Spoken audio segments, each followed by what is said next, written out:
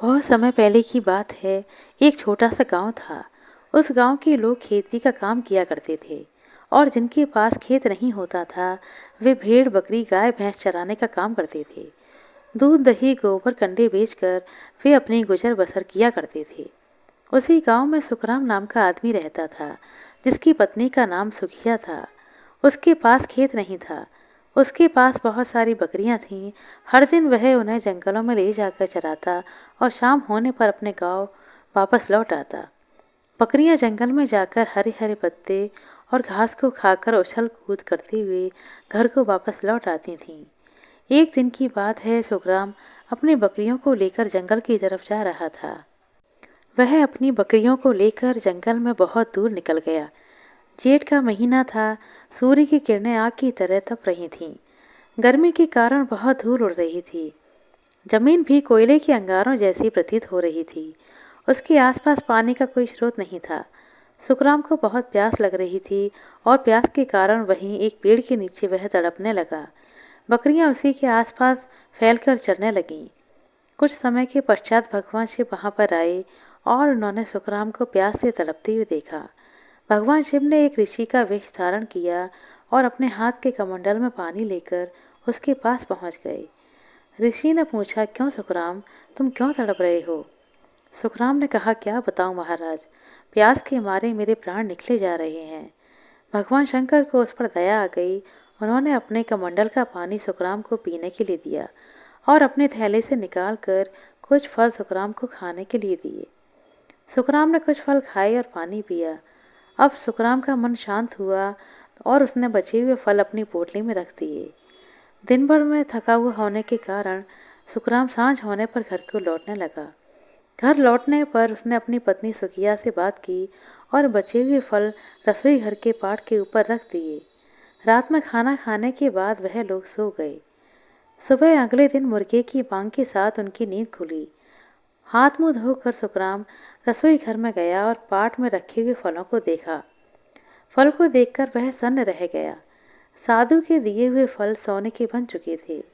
उसने उन फलों को चुपचाप कपड़े में लपेटा और बकरियों को लेकर जंगल की ओर चला गया। सुखराम मन ही मन बहुत प्रसन्न हो रहा था, लेकिन कभी कभी उसके चेहरे पर डर के भाव भी दिखाई दे रहे थे। दिन बीतने के बाद शाम को वह फिर घर आया। उसके बाद खाना खाकर सो गया, लेकिन रात भर उसे नींद नहीं आई। दूसरे दिन सुबह सुबह वह उठ गया और अपनी पत्नी से कहा, आज मुझे शहर में कुछ काम है। आज मैं जंगल में बकरियां चराने नहीं जाऊंगा, इसलिए आज तुम चली जाना। सुखिया ने जल्दी जल्दी घर का काम किया, खाना पीना खाया और बकरियों को लेकर जंगल की ओर निकल गई। सुखराम भी अपनी पोटली पकड़कर शहर की तरफ चला गया।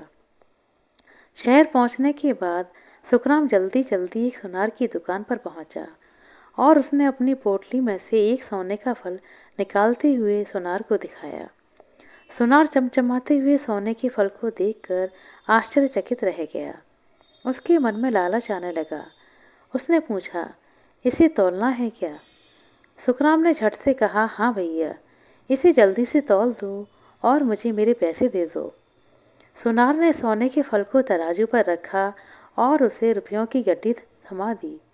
सुखराम ने कुछ भी सवाल जवाब नहीं किया और उल्टे पांव अपने घर वापस आ गया। इतने सोने की कम भाव देकर सुनार बहुत खुश हुआ और उसने सुखराम को कहा कि मेरे पास दोबारा जरूर आना, मैं पूरे शहर में तुम्हें सबसे अच्छे भाव दूंगा। सुखराम ने घर आकर सारी बात अपनी पत्नी सुखिया को बताई और रुपयों की गड्डी उसके हाथों पर रख दी। उसके बाद उन्होंने अपने घर के लिए नए नए बर्तन खरीदे, नए कपड़े खरीदे। सुखिया ने अपने लिए बहुत सारे जेवर और कपड़े खरीदे, बहुत सारी बकरियां खरीदीं और कुछ ही दिनों में उन्होंने अपने लिए एक बड़ा सा सुंदर घर बनवा लिया। उनकी इस अमीरी को देखकर गांव में चर्चा होने लगी। गांव के सारे लोग सोचने लगे कि कुछ ही दिनों में ये दोनों इतने अमीर कैसे हो गए। दोनों बहुत भोले थे। उन्होंने लोगों के बार बार पूछने पर बता दिया और अपनी सच्चाई को साबित करने के लिए सोने के फल भी लोगों को दिखा दिए। एक दिन उनके घर पर 4 लोग आए और उन्होंने कहा कि हमने आपके बारे में बहुत सुना है।